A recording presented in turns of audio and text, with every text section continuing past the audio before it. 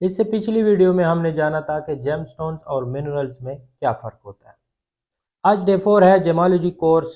नहायत आसान अल्फाज में मैं आपको सिखाने जा रहा हूँ। मेरा नाम है मोहम्मद यासिर यासिर जेमस्टोन से। और आज की वीडियो में हम स्पेशली जानेंगे जेमस्टोन्स की अक़साम और इनकी पहचान।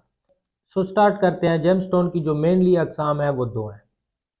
एक को हम कहते हैं ऑर्गेनिक जेमस्टोन्स और दूसरी को हम कहते हैं इनऑर्गेनिक जेमस्टोन्स। थोड़ा सा फ़र्क है इनमें। ऑर्गेनिक जेमस्टोन्स जो होते हैं वो लिविंग थिंग से बनते हैं, यानी उनके जो बनने का प्रोसेस है उनमें लिविंग थिंग्स इन्वॉल्व होती हैं। यहाँ पे मैं आपको मिसाल दूंगा कोरल की। कोरल हमेशा कोरल पोलैप्स से बनते हैं जो कि एक लिविंग थिंग है।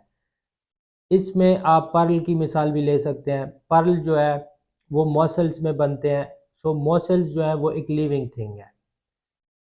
जितने भी इस तरह के जेमस्टोन्स हैं जैसे अंबर है।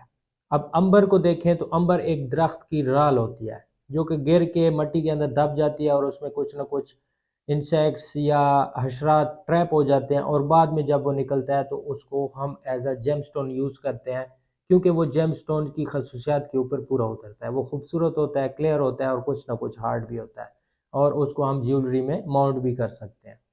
तो उसको भी हम जेमस्टोन में यूज़ करते हैं। सो ये तीन मिसालें मैंने आपको दी ऑर्गेनिक जेमस्टोन्स की। इसके अलावा ऑर्गेनिक जेमस्टोन्स में और भी जेमस्टोन शुमार होते हैं जो कि आगे चल के हम डीपली इनको स्टडी करेंगे।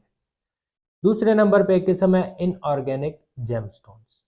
इनऑर्गेनिक जेमस्टोन्स में वो जेमस्टोन्स शुमार होते हैं जो कि नॉन लिविंग थिंग्स से बनते हैं, जैसे रूबी, सिफायर, एमरल्ड, डायमंड्स। ये सारे जेमस्टोन्स जो हैं ये इनऑर्गेनिक जेमस्टोन्स हैं। अब मज़ीद अगर जेमस्टोन की अक़साम को देखा जाए तो इनमें फिर natural gemstones, treated gemstones, heated gemstones and इसके अलावा सिंथेटिक जेमस्टोन्स या फिर फेक जेमस्टोन्स, ये भी जेमस्टोन्स की अक़साम में आप इनको शुमार कर सकते हैं। अब इनके दरमियान हल्का फुल्का फ़र्क आपको पता होना चाहिए कि नेचुरल जेमस्टोन हम उसे कहते हैं जो कि कान से एक चीज़ निकली है एंड उसको कट करके हमने ज्वेलरी में माउंट कर दिया है। उसमें किसी किस्म की हमने हीट ट्रीटमेंट नहीं की और इसके अलावा किसी किस्म की ट्रीटमेंट से उसको नहीं गुजारा, तो वो होता है नेचुरल जेमस्टोन। जब हम जिक्र करते हैं कि ये एक हीटेड जेमस्टोन है। अब नेचुरल जेमस्टोन में ही हीटेड एंड ट्रीटेड जेमस्टोन आ जाते हैं। हीटेड जेमस्टोन वो होते हैं जिनको नॉर्मली हीट दे के उनके कलर को, उनकी खूबसूरती को इन्हांस किया जाता है, तो उनको हम कहते हैं हीटेड जेमस्टोन्स। और ट्रीटेड जेमस्टोन्स वो होते हैं जिनमें हम किसी किस्म की ट्रीटमेंट कर देते हैं, या इसकी आप तारीफ ऐसे कर सकते हैं कि वो जेमस्टोन्स जिनको किसी न किसी ट्रीटमेंट से गुजार दिया जाता है, जैसे ग्लास फिलिंग, आइलिंग, इस तरह की मज़ीद बहुत सारी ट्रीटमेंट्स हैं जो कि आगे चल के हम इंशाल्लाह एक एक ट्रीटमेंट पढ़ेंगे और उसकी पहचान हमने कैसे करनी है वो भी पढ़ेंगे। आपके पास एक रजिस्टर होना चाहिए जिसके ऊपर आप ये चीज़ें नोट करते जाएं, क्योंकि ये चीज़ें आपसे भूल जाएंगी और ये चीज़ें ये बेसिक जेमोलॉजी है। क्योंकि आगे चल के जब हम डीप जेमोलॉजी और जेमस्टोन फैमिलीज डिस्कस करेंगे तो ये टर्मिनोलॉजीज बहुत दफ़ा रिपीट होंगी, तो आपके जहन में इनका मुकम्मल एक खाका होना चाहिए कि ऑर्गेनिक जेमस्टोन्स कौन से होते हैं, इनऑर्गेनिक जेमस्टोन कौन से होते हैं, हीटेड कौन से होते हैं, ट्रीटेड जेमस्टोन्स कौन से होते हैं, सिंथेटिक कौन से होते हैं एंड इसके अलावा फेक जेमस्टोन्स कौन से होते हैं। सो हीटेड एंड ट्रीटेड की आई होप आपको समझ आ गई होगी। इसके बाद आते हैं सिंथेटिक जेमस्टोन्स। सिंथेटिक जेमस्टोन्स हम उन्हें कहते हैं जो कि एक लेबॉर्ट्री में जेमस्टोन को तैयार किया जाता है। इसकी मिसाल मैं आपको देना चाहूँगा अनारी याकूत। अनारी याकूत एक ऐसा स्टोन है जो कि हर किसी ने देखा होता है। ये हाइड्रोथर्मल प्रोसेस से लेबॉर्ट्री में तैयार किया जाता है। तो ये होते हैं सिंथेटिक जेमस्टोन जिनमें अज्जा जो हैं वो कुदरती शामिल करके उनको लेबॉर्ट्री में तैयार कर दिया जाता है, उनको हम कहते हैं सिंथेटिक जेमस्टोन। और इसके बाद आखिर में आते हैं फेक या copies gemstone. Fake gemstone mould में तैयार किए जाते हैं, उनका जो मटेरियल होता है वो भी नेचुरल नहीं होता। दूसरे नंबर पर बहुत ही इंपॉर्टेंट क्वेश्चन कि जेमस्टोन्स की पहचान कैसे करनी चाहिए। कुछ टर्मिनोलॉजीज हैं जो कि आप नोट करते जाइए। सबसे पहले आपने जेमस्टोन को देखना है तो उसका रंग देखना है। कलर आपको समझ आना चाहिए कि ये वायलेट कलर है, ये वाइट है, ये रेड है, ये पिंकिश रेड है, क्योंकि जेमस्टोन्स में हज़ारों नहीं, लाखों नहीं, करोड़ों कलर्स हैं और इन कलर्स के दरमियान डिफ्रेंशिएट करना यही असल जेमस्टोन्स की पहचान है। दूसरे नंबर पे जो है वो है लस्टर।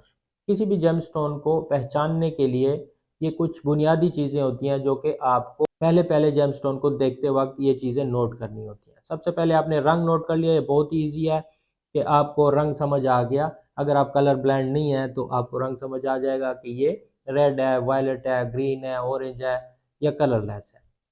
सेकेंड नंबर पे लस्टर। लस्टर में कुछ बहुत सारे लस्टर्स हैं जो कि जेम स्टोन्स में पाए जाते हैं और उनके मुख्तलिफ नेम हैं। तो ये नेम्स आपको आने चाहिए और नेम की आपको समझ भी आनी चाहिए, क्योंकि आगे चल के इन लस्टर्स का जिक्र होने जा रहा है और ये जेम स्टोन की पहचान में बहुत मदद देते हैं लस्टर्स। सबसे पहला जो लस्टर होता है विट्रियस। विट्रियस हम कहते हैं शीशे की तरह का की चमक। ठीक है, जिस स्टोन में शीशे की तरह की चमक होती है, जैसे क्वार्ट्ज। क्वार्ट्ज का जो लस्टर होता है ये विट्रियस होता है। तो क्वार्ट्ज की जब पहचान करेंगे तो उसमें हम डिस्कस करेंगे विट्रियस लस्टर को। सेकंड नंबर पे आता है डल विट्रियस। थोड़ा सा ऐसा लस्टर जैसे फिरोजे का लस्टर होता है, ये डल विट्रियस लस्टर होता है। थर्ड नंबर पे आता है एडमेंटीन। एडमेंटीन लस्टर हाई लस्टर को हम कहते हैं, जैसे डायमंड, स्पिनल, जरकून, इन स्टोन्स के जो लस्टर होते हैं वो एडमेंटीन लस्टर्स होते हैं। इसके बाद बहुत सारे लस्टर्स हैं जो कि आगे चल के हम जिक्र करेंगे, जिसमें सब एडमेंटीन है, जिसमें पर्ली लस्टर है, जिसमें मेटालिक लस्टर है, बहुत सारे हैं। तो हर स्टोन के साथ साथ हम उसका लस्टर जो है वो डिस्कस करेंगे, क्योंकि जब भी आप किसी स्टोन को देखते हैं पहली नज़र में तो उसका रंग नज़र आता है, उसका लस्टर नज़र आता है।